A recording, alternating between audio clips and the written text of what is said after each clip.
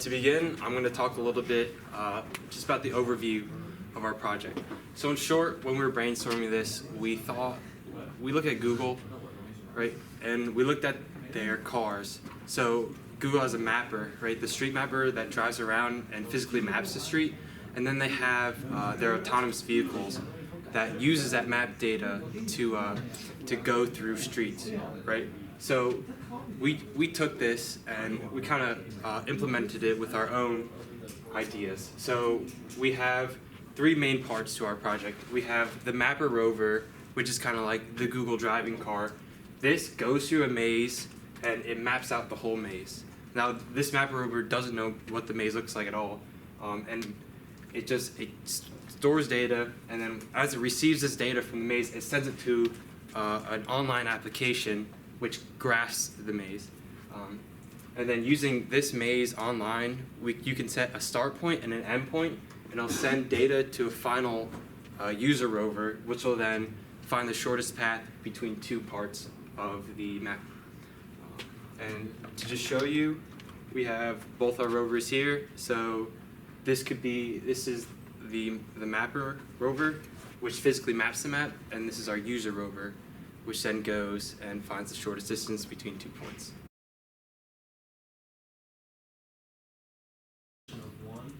Shown is a basic task diagram used to model the communications between our different subsystems. There are 4 input-output devices which need to communicate with our rover. 2 motors are used to power the wheels of each rover and require speed and direction inputs. A set of 6 IR sensors are used to find the line below the rover via onboard digital I/O ports. Each motor is fitted with an encoder to track the distance traveled by the rover, and a Wi-Fi shield is used to communicate with the QT application via Wi-Fi. Rover software is run on FreeRTOS, a real-time operating system for microcontrollers. We use FreeRTOS message queues for communication on the rovers between the control loop and our interrupt-driven inputs and outputs. Both rovers have a control thread that runs as part of an application loop. The Mapper Rover control thread has a built-in mapping algorithm based on Tremo's algorithm that decides what turn to make so that the rover traverses the entire map. As the Mapper Rover traverses the map, it sends intersection information to the QT application via the Wi-Fi module. Distance since the last intersection, the availability of left, forward, and right paths, and the turn the rover will take in the next intersection are all sent. On the user rover, the control thread is much simpler. The user rover needs to be able to follow the line below it until it reaches an intersection. At that point, it will read a direction to take generated by the maze-solving algorithm in the QT application. These directions will be sent to the rover once a desired path has been created. Each rover has a set of magnetic encoders geared to their axles that we use to measure distance.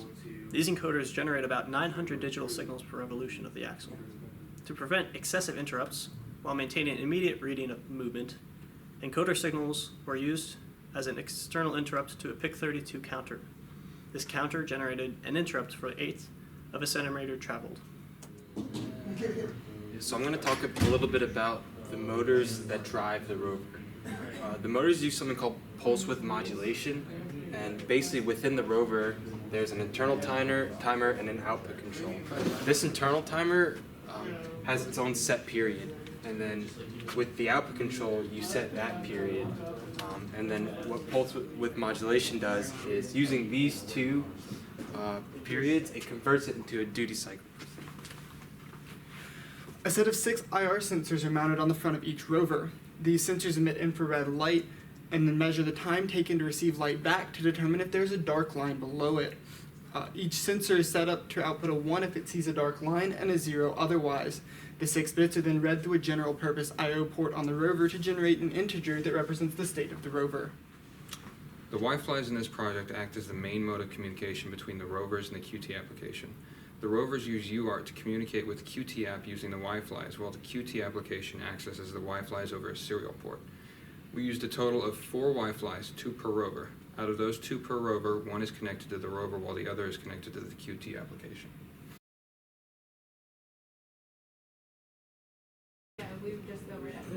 So when the Mapper rover gets to an intersection, how does it know which direction to take next?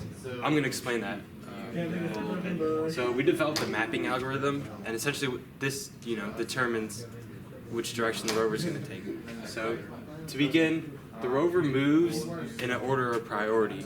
So when it hits an intersection, it's always gonna want to move down a path that goes east first, north second, third, west, and then south. So it's going to look at where it is, it's going to look where those paths are and when those paths are facing, and it's going to use this order of priority to go down an untraveled path. And if you see here, that is dependent on whether your path has been visited or not.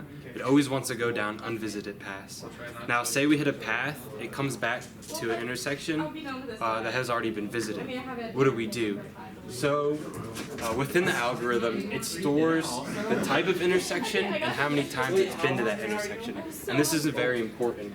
So you have intersection of type 1, 2, and 3, and this basically tells you how many branches or paths the rover can take from that intersection.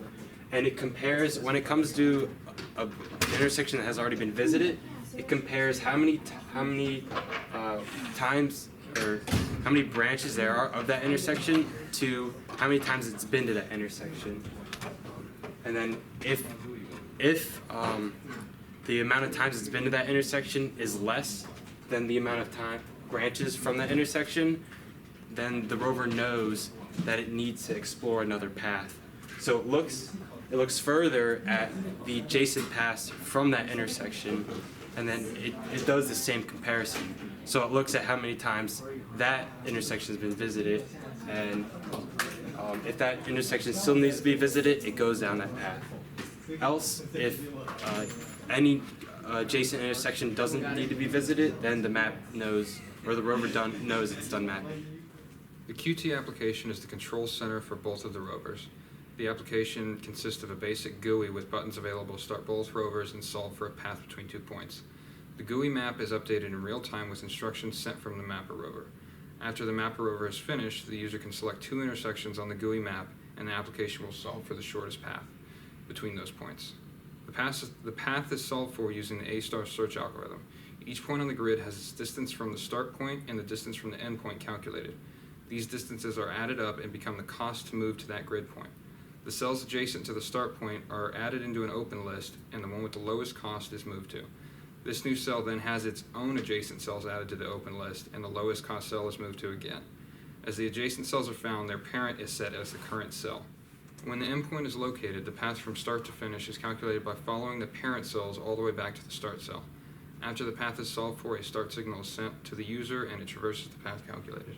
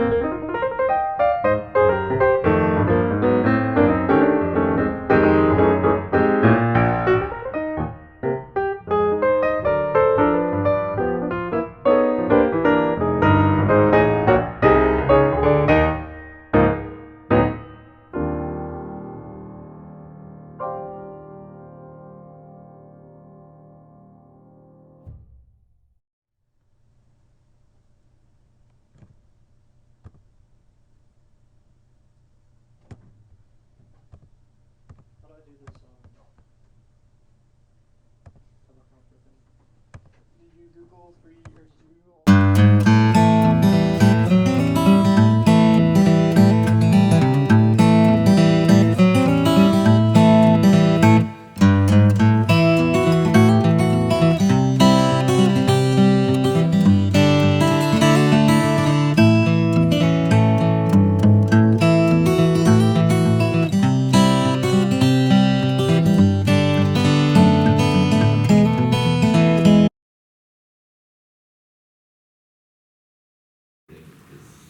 There is potential for improvements to our system.